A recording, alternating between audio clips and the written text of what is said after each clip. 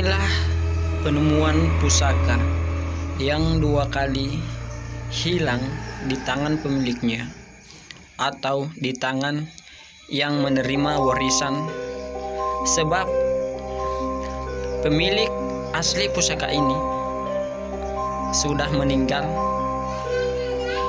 berapa ratus tahun yang lalu. Nah, pusaka ini pernah diwariskan oleh keturunannya, namun sudah 2 kali menghilang di rumah pemiliknya. Nah, sekarang awal mula penemuan dari pusaka ini hanya dilalui dengan mimpi. Nah, di sini saya habis bermimpi dan saya dibangunkan.